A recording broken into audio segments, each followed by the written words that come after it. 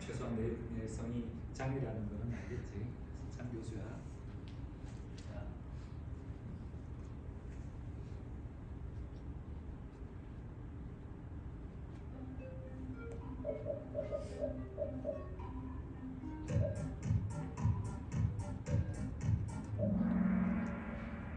모자 맞추네. 좋아. Organic molecule should have a carbon as a backbone, and also needs at least hydrogen. Okay. Let's move on.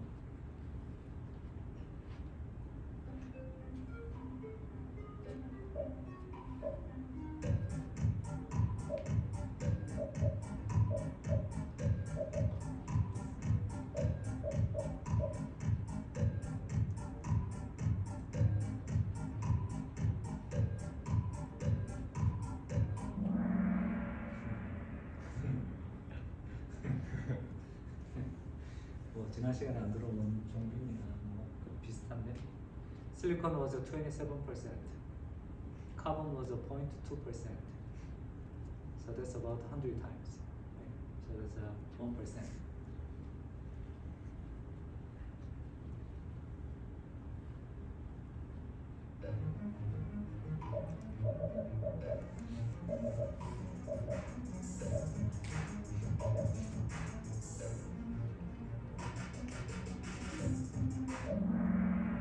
Okay, the range of the chemical bond, if it is stable, that's around 100.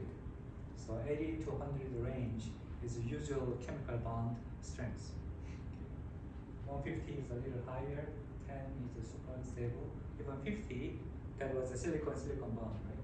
Silicon-silicon bond, maybe one bond may be okay, but a little high temperature, maybe 40, 50 degree, started to break down. So usual chemical bond, so-called stable chemical bond, is in the range of 100 kilocalorie per mole. Okay, that's good to know.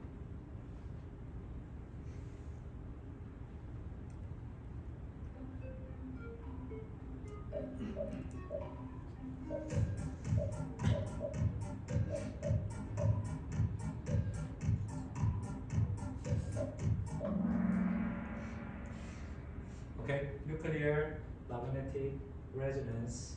I expect the several of you select this. There was no more research, not no more reaction. Okay, so based on this, we start the chemistry. 와, 종이 결정했어. 말 돼? 요셉은 안 들어와야 성격을 잘 보는 거야. Okay, so let's start. So out of this 13th chapter, we start the chapter 1 today. And chapter 1 is the structure and bonding of organic molecules. So this is one example of organic molecule, ethane, 2 carbon and 6 hydrogen there. And the component of organic molecules we already checked. And basically, organic molecule, organic means made by organism, organism is a living thing. So organic molecule can be made only by life forms. That was the original idea of organic molecule's name. In Korean, it's a yugi. Yugi means yu is something exists. Gi means here, that's life energy. Okay. Then no life energy, then that's mugi. Right? So yugi molecule, organic molecule should have carbon, and it needs to have hydrogen together, and all others are accessory molecules. In organic chemistry, we are going to have nitrogen, oxygen very commonly, and then for the reactions we use this halide molecules, halogen atoms, and sometimes we have same column here, and P or S, phosphorus and sulfur is part of those organic molecules. Except these molecules, so all other elements, sometimes they can be used as a reagent, but that's not the subject of organic chemistry, organic molecules. They are not considered as organic molecules. By the way, this periodic table is not very kind. It does not cover all the elements here. Do you know how many elements in the periodic table? No. How many elements has been confirmed to exist? Anybody knows? Well, we are discovering new element over and over. So 2013, we had up to here 116, but there's several of them was empty.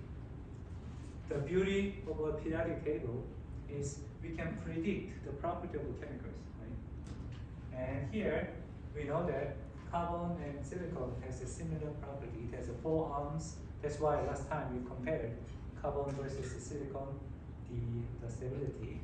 And nitrogen, phosphorus, they have 3 arms. Oxygen, sulfur, they have 2 arms. They have common property following this family. That's why we call this periodic table. Periodic means it has a Julie, right? One line, one round, and then come back again. The repeating that the same property, that's a periodic. So utilizing this, the property comparison, we could predict there may be something missing here. Okay, that was not clearly defined at the moment. So if you read this one, it's a temporary at the name, trium. What's that? Tantium. Tantium, something you have heard, right? Tantium is a 5. So that means means it should be 1. It means 115. So that was a temporary name. And after several years, 1920, the 16, this is the most updated periodic table. It does not mean that we have over 108, maybe 109, 120, they may exist. Even this high, the atomic number, the atoms, usually they are unstable. They can be formed in the laboratory for a very short amount of time, maybe several seconds. But if you can characterize and identify, then we can give the name to them. Would you notice this one? NH, nihonium. So maybe it was discovered or made by Japanese scientists, and they give the name of the element nihonium. Let's try to make maybe something here, polonium, sometime later. Okay, so this is the full periodic table up to 108. So question is, what defines this same family has a similar property? That is fundamental question of what is chemistry. Okay, so let's move this into atomic structure. We said last time, chemistry is the science of a molecule. So molecule is composed of atoms. So if you look at atom first, one atom has one nucleus and surrounded electrons. And then, how big is this one atom? Do you have an idea? How big is an atom? Size of atom. You know that, don't be shy. What is the unit of the size of an atom? Angstrom. So that's not standard for the size unit. standard size unit is we use a meter system, right? But this is a very small meter. That's why to make this simple, we make smaller one. It is 10 to the minus 3 because it's a millimeter. Another 1,000 times smaller, 10 to the minus 6. What do we call it? Meter, millimeter. Next one. Micrometer. Good. So million micrometer is 1 meter, right? And then next one, 10 to the minus 9. What do you call? Nanometer. Okay, nanometer. Go further, 10 to the minus 12. Anybody knows? Picometer. That's a P. Picometer. And another 10 to the minus 1,000 times smaller, 10 to the minus 15. What is that? Femtometer, F. So in Korean language, we don't have a separate P and F. Now we need to pronounce properly picometer, femtometer. Even after that, there is something 10 to the minus 18. Anybody knows?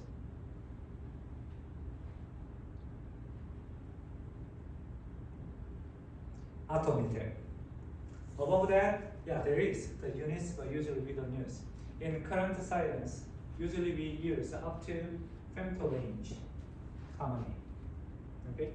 Now, size of atom, you said, angstrom is the unit. Then, how do you compare this angstrom with this standard scale? What angstrom is?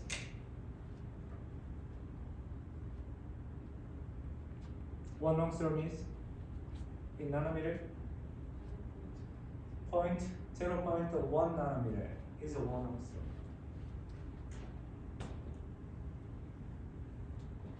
Then, if you convert this into picometer, what is the unit? 100 picometer.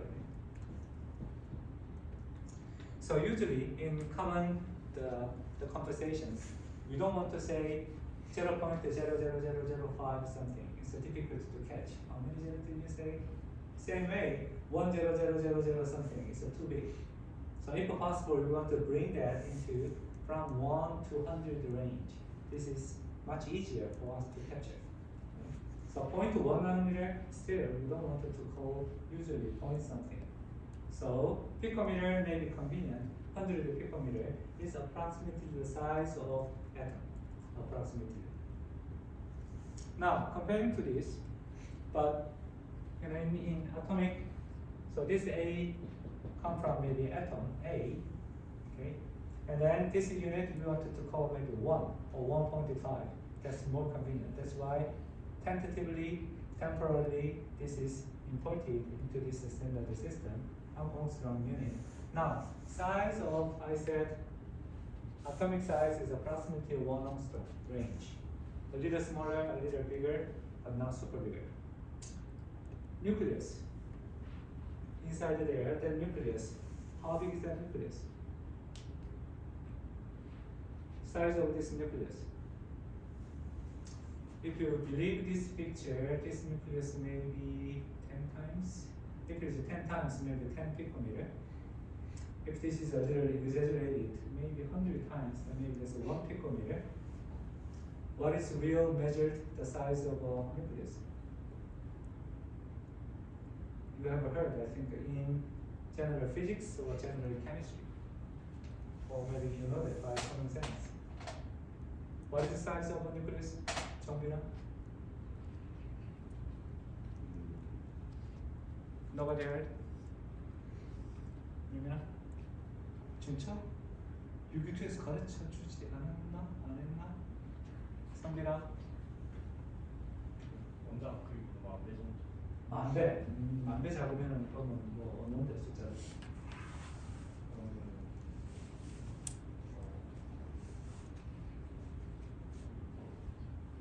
무슨 피코미터? 펜토미터. 무슨 펜토미터? 1 femtometer. If you say 1 femtometer, if it's a 1 femtometer, is that number?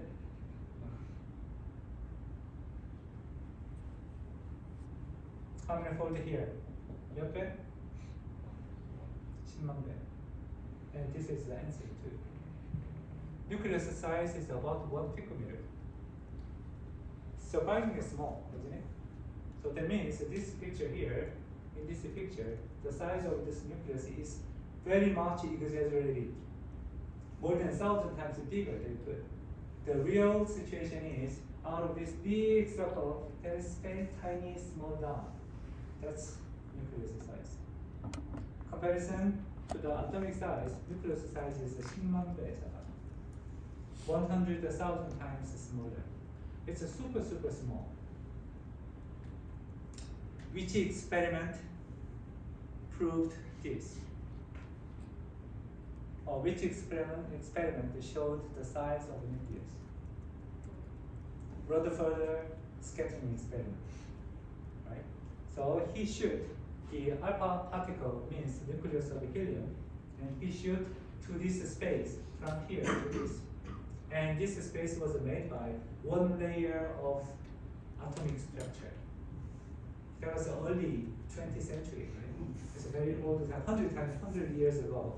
How could you make one layer of the atom at that moment? If you are the scientist, you want to make one layer of atomic structure, how could you make?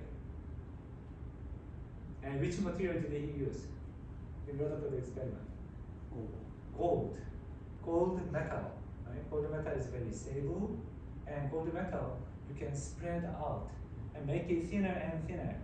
Sometimes in the drink, expensive drink or expensive sashimi, and they put gold, the powder, right? Powder or gold, the small sheet. Looks like it's shiny and good amount of the gold is there, but it's almost near to single layer of atoms. Very thin. Still looks like it's the non-transparent. It looks like metallic. So gold has that property. In general, metal has that kind of property. You can make it very thin layers, and then almost near to a single layer of atoms you can make. Maybe 2 layers, 3 layers. Still, it doesn't matter. So by using that metallic sheet here, and then he shoot the nucleus of helium into this, what do you expect? The helium may reflect from the surface, right? That's a common sense we have. It looks like a non-transparent. It is a solid structure. If you hit with a very small particle, it should bounce, but it didn't. Majority of those, the atoms, the nucleus, they pass through, and one out of maybe billions, and they hit this small area and then bounced. And then depending on their angle and the number, and then you could calculate how many of atoms there and how big is the nucleus size. And that calculation gave this surprising answer, 1 femtometer. It's super small. That is the first discovery. We had learned the model of atomic structure, right? Originally, just philosophically, there is some non-breakable particle, atom. Atom means a atom. Atom is breaking. Tomograph is atom. A is a non-breaking. So something you cannot break, that's just defined as atom. And then Dalton model, and what's the next model? Thomson model first, and Dalton first, and Thomson model. Thomson model is like a chimpang model, right? Big, the chimpang, then the electrons are the scattered inside there. And then this model came up. Originally they believed atom is like a big ball, but actually that atomic weight, majority of the weight is centered in the very small area, and majority of those space fully empty. And if I ask you, if the nucleus size is 1 femtometer, what is the size of electron?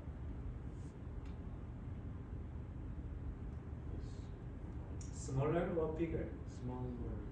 It should be smaller than nucleus, because we think that way because the weight is 1,000 times smaller than the nucleus. a funny way, this light particle, the electron, they behave like not only particles, they behave like wave. And they fill up the space, all of this space. Sometimes they call it probability of existing, but practically they maybe, let's imagine that they move very quickly around this surface and fill up that surface. Now when we have this collision, material to material collision like this, we feel the resistance. And this feeling of a volume, this feeling is not from nucleus. This feeling is an interaction between electron to electron. That means this space is not empty. It is filled with something. It's a very fast moving particle and then making some kind of the quantum cloud, and there is something there, and it has a volumic feeling. That is the structure of the atom. It was discovered at the moment. The next model is now quantum mechanical model.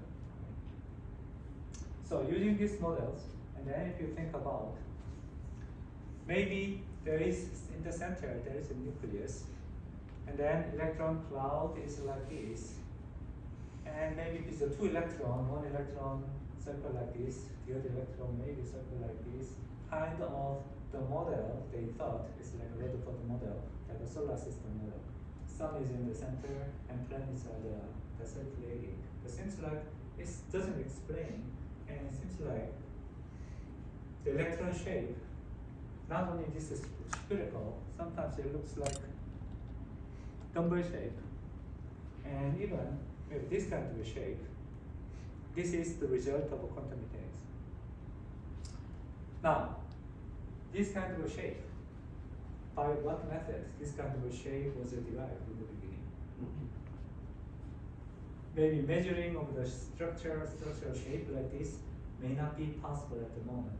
There's a 100 years ago, 1 century ago, early 20th century. And this kind of a shape, like a pi orbital, d orbital, how did they get this kind of information over this kind of shape of electrons? You have learned in general chemistry. In the textbook, they showed this kind of shape of atomic orbital with some tool there. What is it? Bond. We didn't start to think about the bond yet. Bond is, there's an atom, and there's some connection. That is the concept of a bond between atoms, right? We didn't go to a molecular level yet. We are talking about single identity atom. Bond, not yet. Say again? Wave function is described in the equation of Schrödinger equations.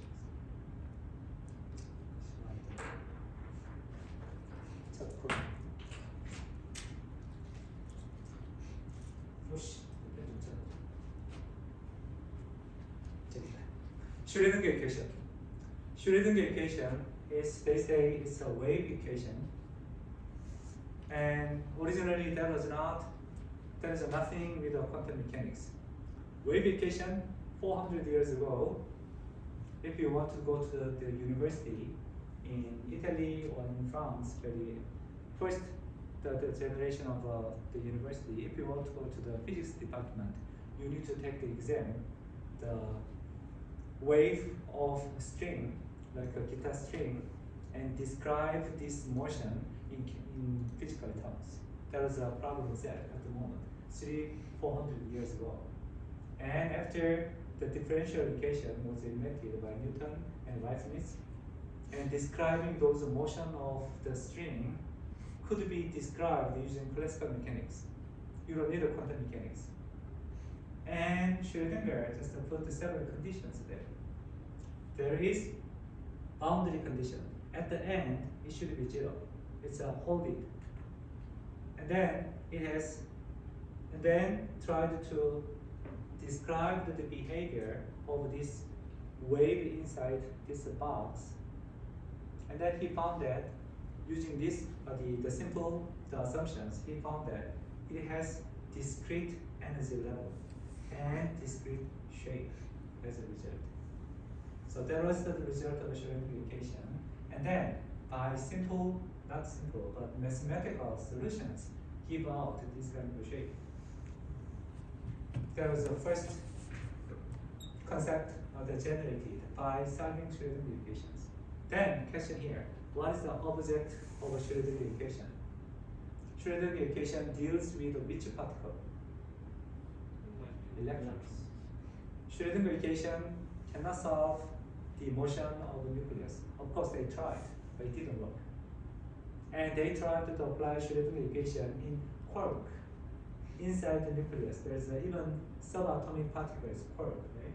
They tried to describe the quark behavior, it didn't work. But Schrödinger equation beautifully worked in the description of the behavior of electrons. And this is predicted mathematically, and then later it was proven. Yeah, that behavior or the shape of electrons really look like this. Beautifully worked. That was starting of quantum chemistry. This is atomic structure, and then different the scientists that they worked together, and then they found that there's some different energy level. As a solution of a Schrödinger equation, you have two things. One thing is energy level of each state, right? H Schrödinger equation simply. This is operator, and then this is the model of your molecule in terms of a wave. And then after you solve this, the equation, and this wave function is regenerated here.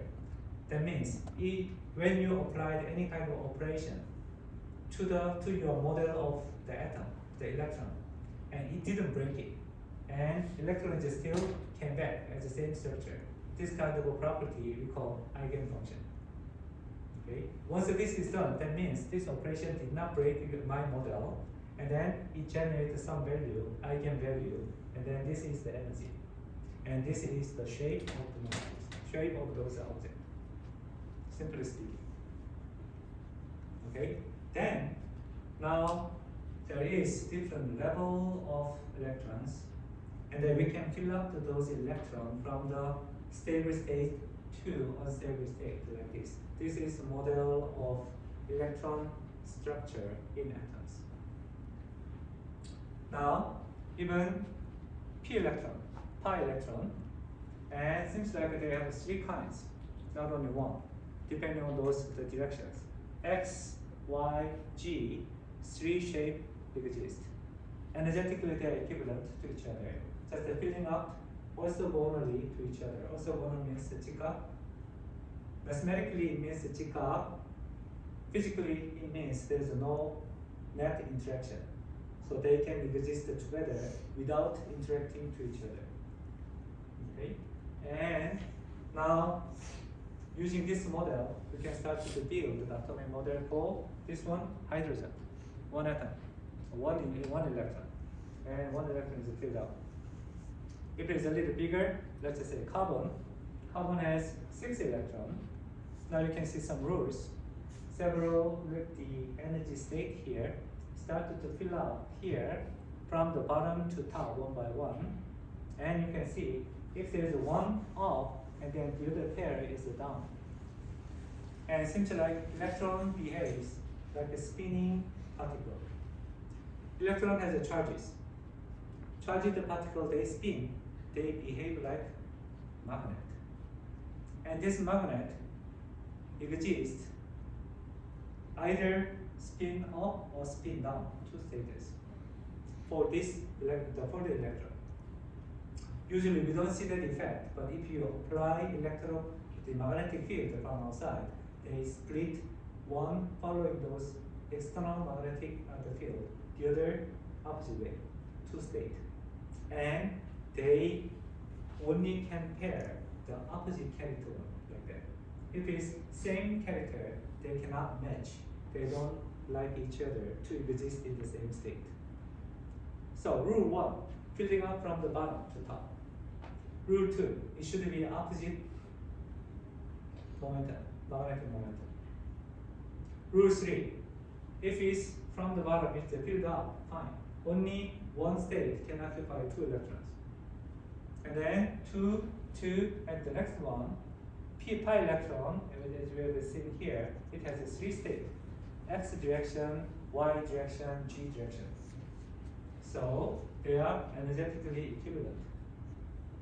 And then if one occupy here, the next one, before they occupy together like this, if there's another space, they prefer to go to the other state. I said prefer, that does not mean that emotionally prefer, that means energetically favored. Means this state is energetically a little more stable than pairing in the same state. You can imagine that. So I put xy here, but it doesn't need to be xy, right? It can be xg or yg. It should be energetically equivalent. So this is second, the third, the rule. Then you can build up this kind of model, electronic structure model. Can you guess what this atom is? You can count maybe electron number, right? This is a phosphorus. It's a little big. Now you can see carbon, hydrogen, carbon, phosphorus. Depending on the electron numbers, we can fill up here like that. Now question. Hydrogen has only one energy state. One is enough. Carbon has 1, 2, 3, 4, 5. They have a 5 energy state. Phosphorus has 1, 2, 3, 4, 5, 6, 7, 8, 9. 9 energy state there. Then hydrogen has only one energy state. They do not have this other energy state.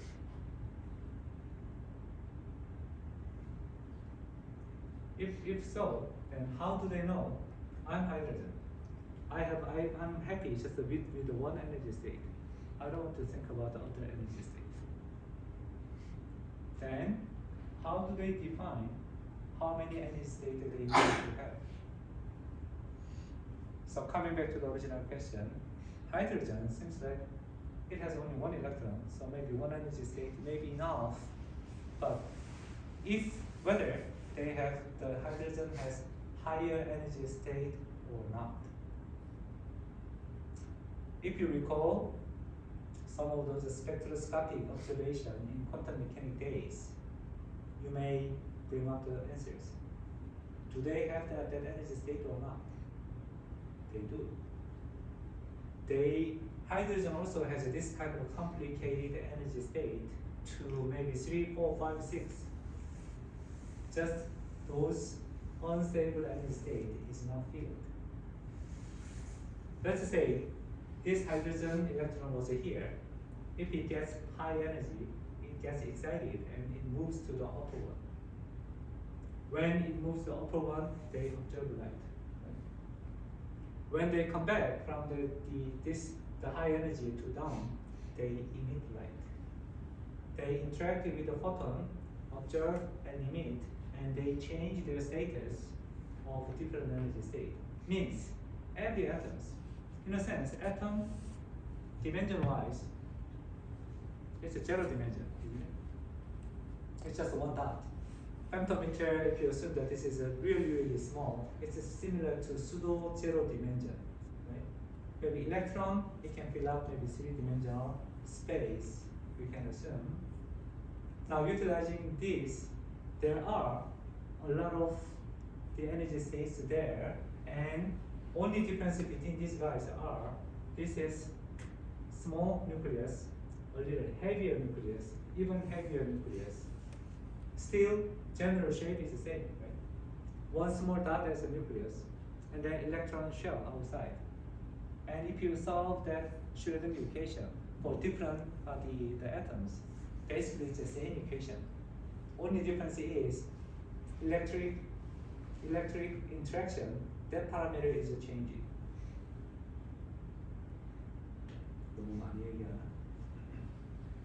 Basically, small atom, big atom, the equation is almost the same. Just the energy level is a little adjusted because of that electronic interaction between nucleus and electron. Okay. Only the difference is the number of electrons is different. So the conclusion and also the summary of the take-home message here is what decides the chemical property of each element? Atomic number. Atomic number is the same with electron numbers. Electron number make the property of hydrogen only 1 electron there. Carbon has a 6 electron there. And phosphorus has a 15 electron there. That electron number defines the property of that atom. It applies to the ion too. Calcium 2 plus and K1 plus, they have the same electron, right? Calcium, the calcium, the potassium is atomic number 19. Calcium is 20. But K plus, Ca2 plus, they becomes 18 electron ion. Chemical property of those two very similar because they have the same number of electrons. Chemistry is science of a molecule. Which part of molecule we study? Electron part. We don't touch nucleus. If you think about the nucleic reaction, that's field of physics. Mainly we look for electrons change, electrons the property, and electrons relative positions. That's chemistry.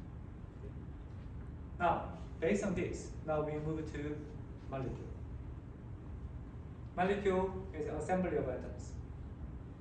If it's just an atom, everything is that exists as an atom. It's very simple. Individual small balls.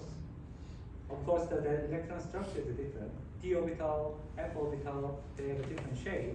But basically, from looking outside, everything looks like a small spheres, a small ball. But they can interact together and they can be connected. And some of those molecules we see, let's say CH4, methane, ammonia, water, and methanol. So basically, the atoms has very small nucleus in the center. And then they have electrons around.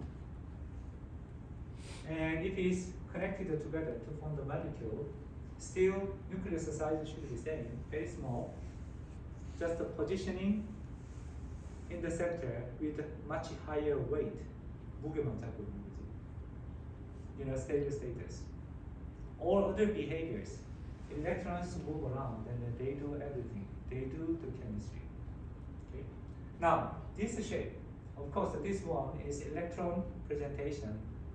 Most outer shell electrons, valence shell electrons. 안에 있는 건 카운트하지 않고 밖에 있는 건 카운트하는 거지. This is one way we can describe, but every time if you need to put this dot, that's not very convenient. Right? To make it a little simpler, now we change one pair of electrons. They define one bond. One bond has 2 electrons. 2 electrons make one bond, and we replace this dots with a bond like this. And if they do not form the bond, if they exist on their own pairs, then the kind of electron, what they call? Lone pair electrons. Okay? So if they meet together with the other atom and they make that bond, then 2 electrons involved here. If they paired, but if they do not participate in the bond, they are separately exist. And similar way here. Now, by looking at the different structure of molecules, they found that seems like they like 8 electron systems. That's the so-called octet rule, right? And exactly when it's filled up, 8 electron system by nature seems like they have most stable energy status. Noble gases, they have an 8 electron system, right? That's why halogen is a 1 electron smaller. They try to capture extra electron to fill up, to move to the 8. Potassium, 1 extra electron. They wanted to remove to come to this 8 electron systems. That's octal groups. That's kind of observation we found. So to fill up that one, that's why they have this extra 2 electrons. 6 electrons in 3 bonds, and 2 electrons here, make it 8. Water, 2 bonds, 4 electrons, and 2 lone pair electrons together, so they make 8. So this is how we predict the stability of those molecules. If they meet this octal rule, seems like they form the stable status. Stable assembly of atoms. That's the definition of a molecule. If they are not stable, if you push them together to each other, then usually they don't exist here. They just fall apart. They move away, and they don't make the bond. So molecule is a stable assembly of atoms. And then if you look at those other properties, now we can derive. Hydrogen can make 1 bond. Now carbon has a 4 bond. Nitrogen 3, and they still keep 1 lone pair electrons. That's how they can keep 8 electrons. Oxygen 2 bond. And halogens, similar to nitrogen, the hydrogen, they can make 1 bond. Okay, simple rule. And then here, non-binding one we call lone pair electron, and this is the ammonia structure. Several ways we can draw. Only dots will be too much. Maybe we release the bond and then putting up to that lone pair electron. But sometimes the lone pair electron is not visible. Then if it's not necessary, then sometimes you can remove it. Just to show this. But when you need to explain something with that lone pair electron, then maybe you can bring this up, and by putting these electrons. So that's optional. Okay, several different ways of how you draw those molecules. Now bond. Nature of bond was not simple in the beginning. We can just simply draw the line like this. Okay, let's assume that there is a bond. But if you think about hydrogen meet another hydrogen, each of them has 1 electron each. It was happy enough as a 1 sphere. All of a sudden, they form up and 2 hydrogen together. And H2 is much more stable than these. That's why if there are a lot of hydrogen atoms, they prefer to exist as H2.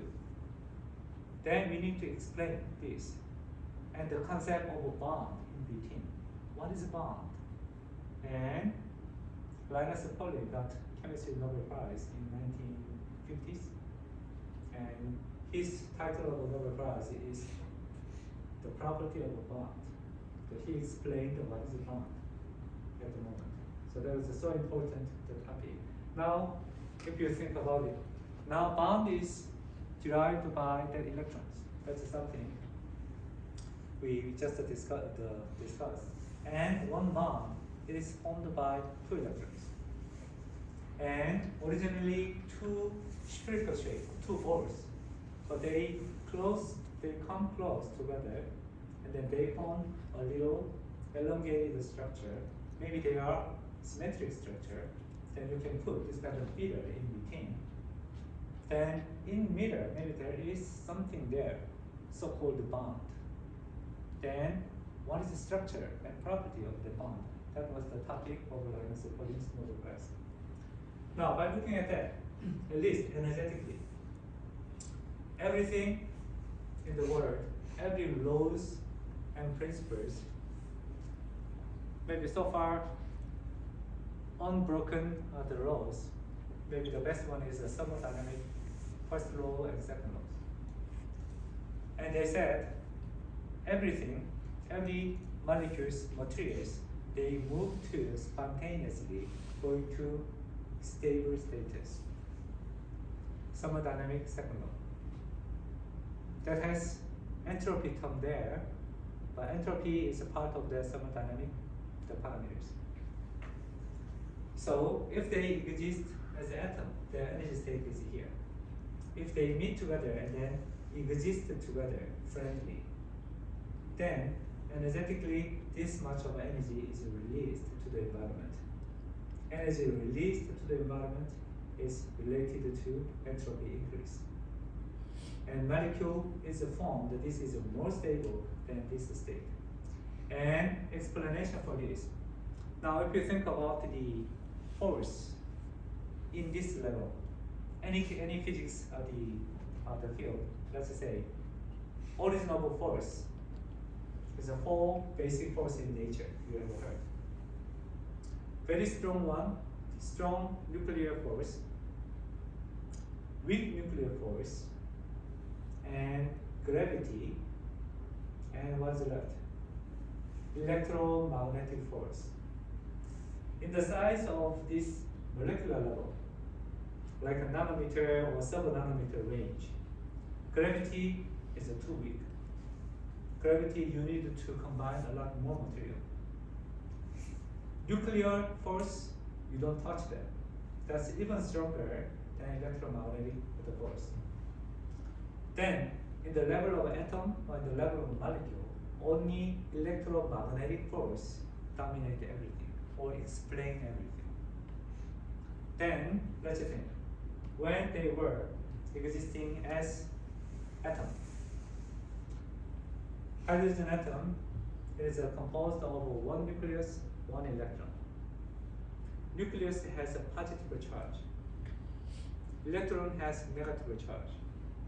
We know that opposite charge, they attract to each other.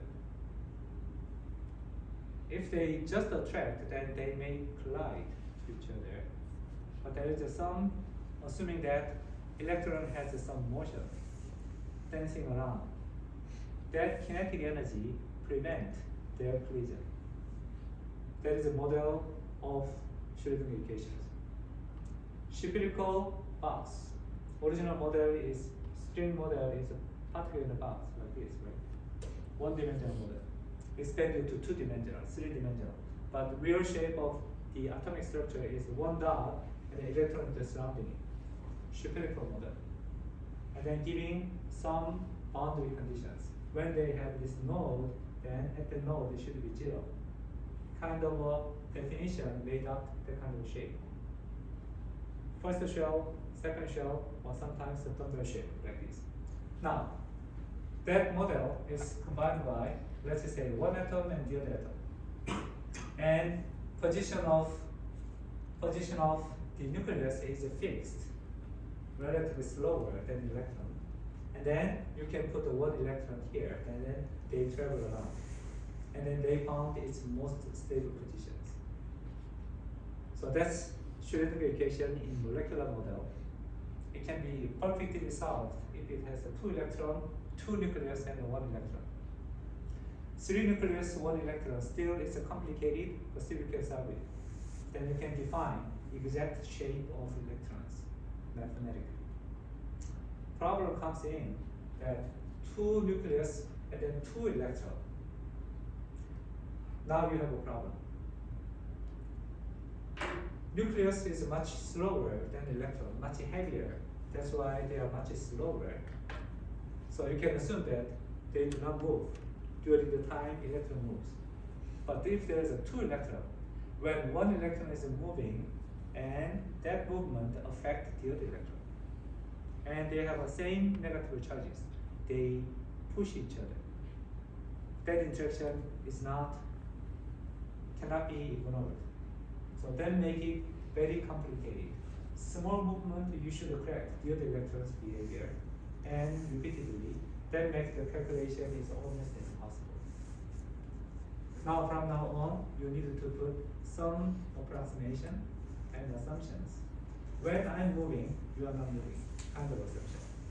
And then make that approximation for the calculation. Anyway, as a result, now you can simulate that. One atom here, the other atom here. Now this is the distance, x-axis is the distance, and y-axis is the relative energy, total system energy. And thermodynamic second law, they propose to equilibrate at this most stable status. So by this interaction, now there's a 4 charged particle here, 2 nucleus, 2 electrons. And they interact together, and then they find its most stable status here. If it was even closer, now positive to positive interaction is becoming stronger, replacing to each other. So it's like a spring and vibrating around here, but average distance is around here. So this is explanation of the nature of the bonding. And electrons are moving together. There is no string in between. There is no binding physically tightly not bound to each other. There is surrounding electron motions, and then motions somehow, two nucleus here, and the surrounding motions, they keep these two balls together. So bond is also a little diffuse cotton shape of a bond. That's the nature of a bond. A little fuzzy, but even put those dots there, that's not very convenient. Putting that kind of a cotton ball is even more difficult. That's why we just prefer to put, rather than these dots, this kind of a line.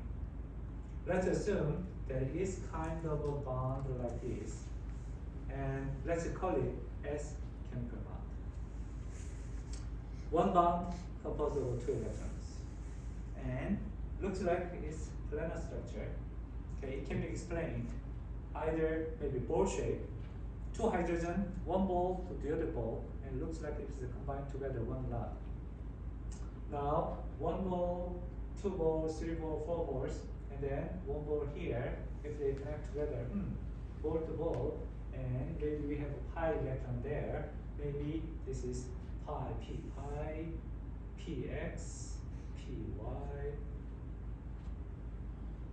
That's something you can imagine, but in reality, they are not on the same plane. That's why you know.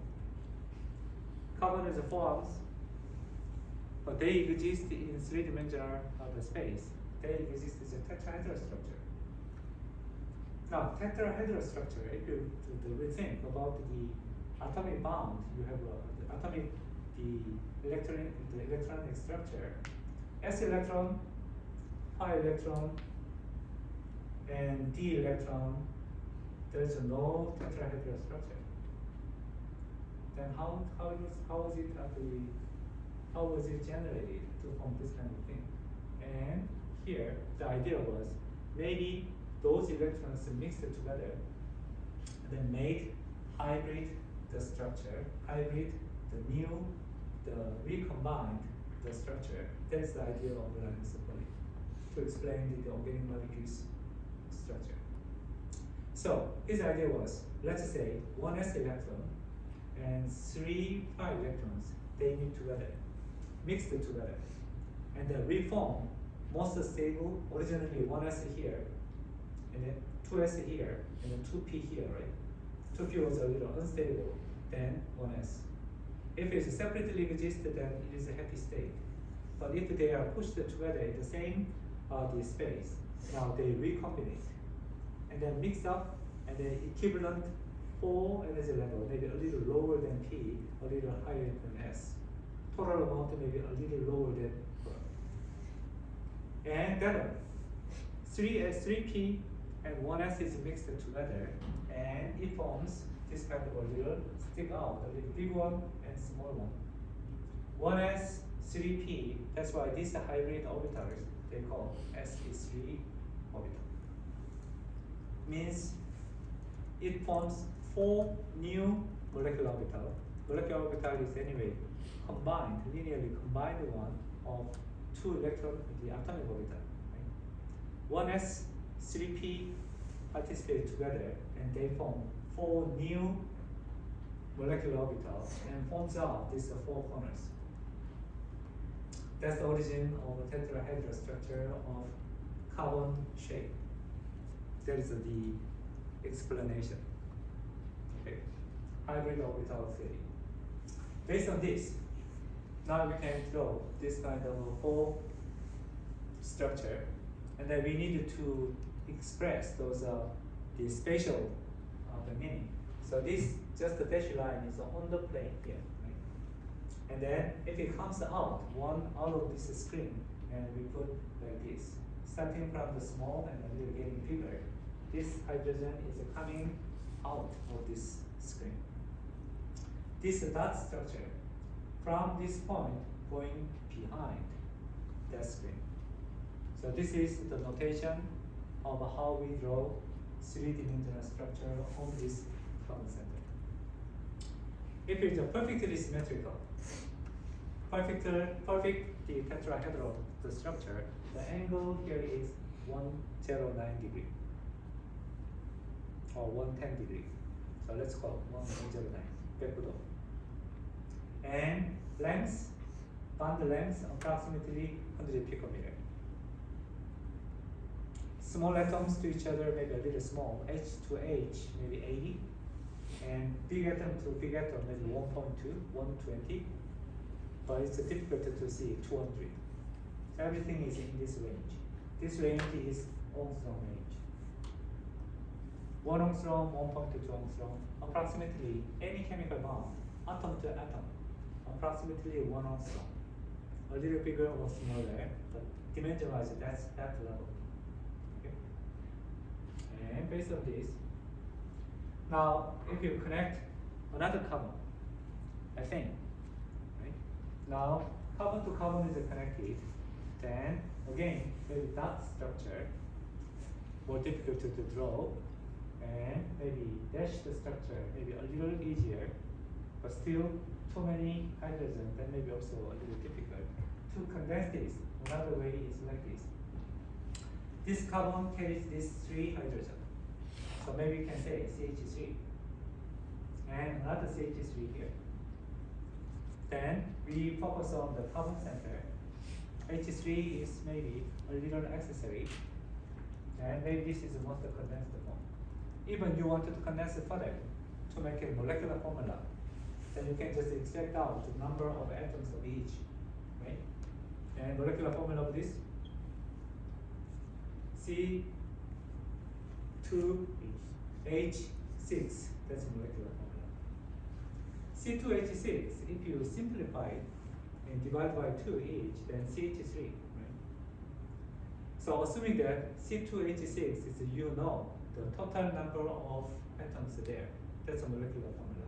But if you do not know, and you have some material, experimentally you define 1% of a carbon here, 1% of a hydrogen there, then you will get CH3 as your answer. That is called as experimental formula. You need to have another evidence that what is the total size of the molecule. Okay? So molecular formula means you know the size of the molecule. That's molecular formula. Okay, this is on the plane. You can draw this way, but we learned that the carbon center is a tetrahedral structure. Even though it is connected to carbon, basically the structure is, this is one tetrahedral structure, this is another tetrahedral structure that is connected together. Now later we are going to see what is the angle in between kind of things, a little more details. But basically, all the carbon centers are sp3 carbons, they are tetrahedral structures. Okay. Now if you look at that, now again the distance 1.5 Ångström, carbon to carbon bond 1.5, a little longer than carbon to hydrogen and others. So this is good number to remember. This is organic chemistry. So single bond of carbon to carbon 1.5 Ångström. Okay. And then angle a little bigger here, a little smaller here, but again that's near to 109. That's kind of a little distorted, but still tetrahedral structure. Okay. Now if it becomes bigger, so methane, ethane, propane, the naming we will handle next time. So 6,1 hexane, but basically each point of that, those are all tetrahedral structures.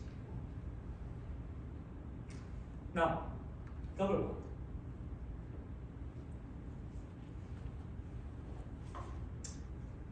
If it is a all single bond, the material, then carbon center should be, everything is a tetrahedral structure. Now double bond. What is the shape of a double bond? Maybe if you make a model, maybe 2 bonds like this. 1 bond, we said, there is electron is surrounding together, and and holding two atoms together. That's character of a bond, we said. Okay. Now, double bond, well, maybe two pairs of electron is surrounding here. Or this one, maybe a little more realistically, like this, a little expanded the shape of maybe two bonds. Well, this double bond has quite funny the different type of hybridizations. In single bond, we assume that there are one s orbital, three pi orbitals, and then connected together it forms four new tetrahedral 4 arms.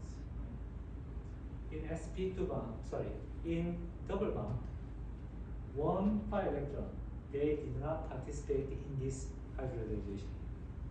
There is a still keep. Let's say this is PG. PG is still there.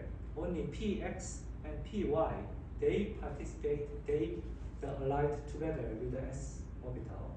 And 1s, 2p.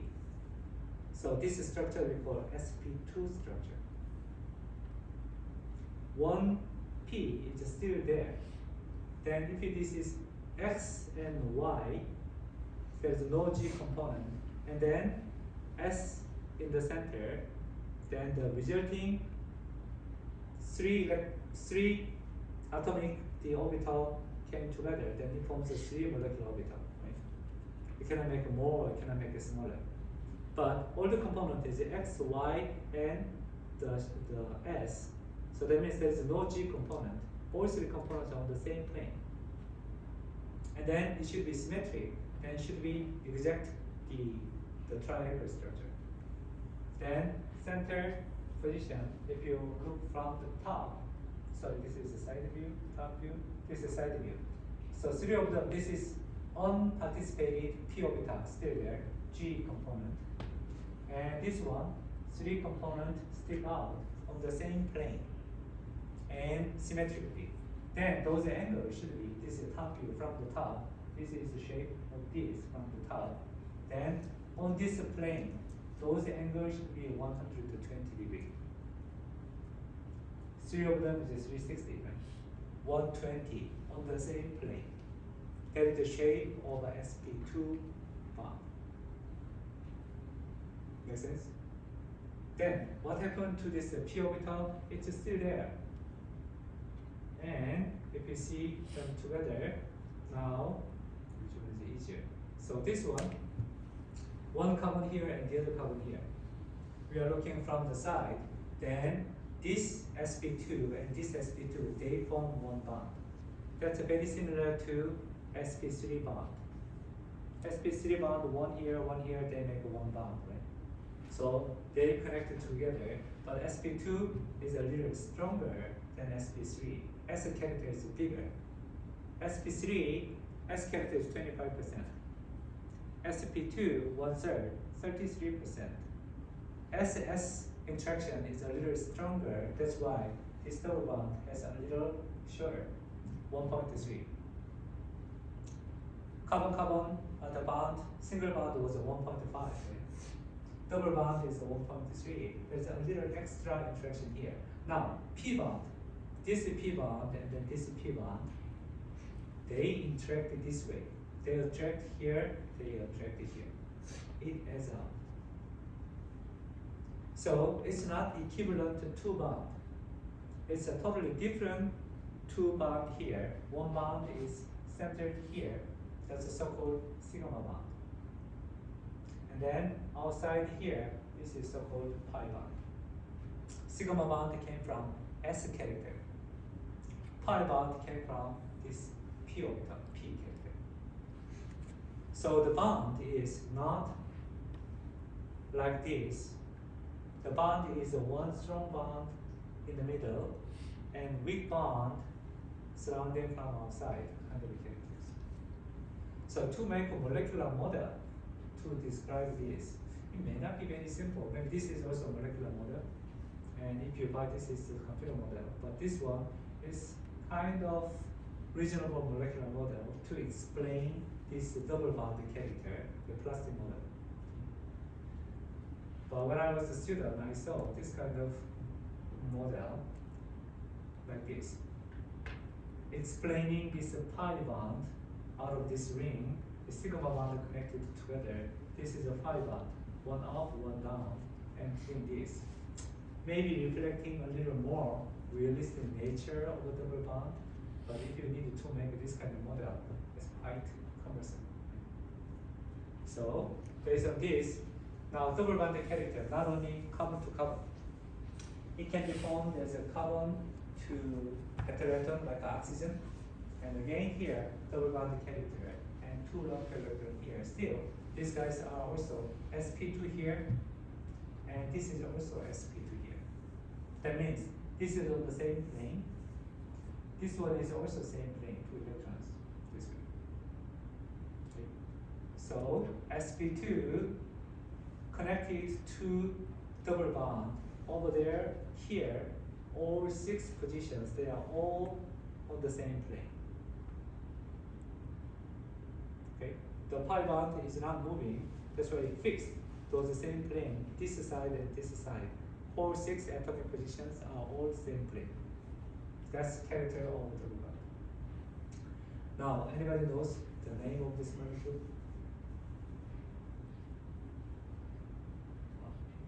Who said that? 야, 시도 맞추면 어떡해? 참 해줄게. 본인이 너무 좋아요.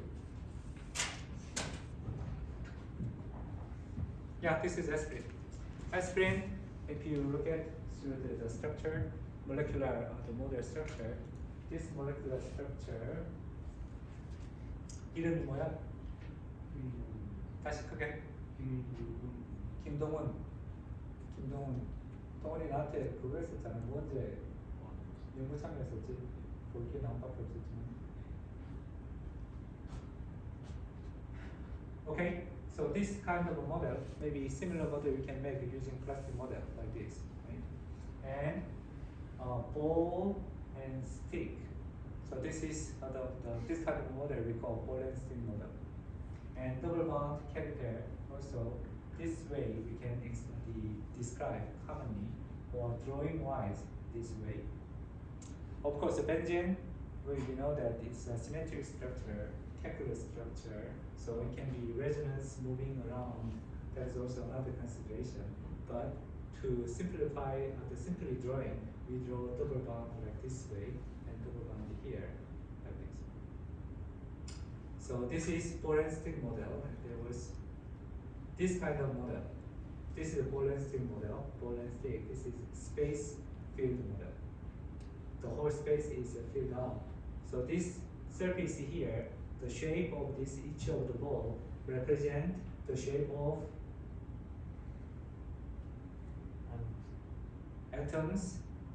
But which part of atoms? Protons, center electrons. So that's the point.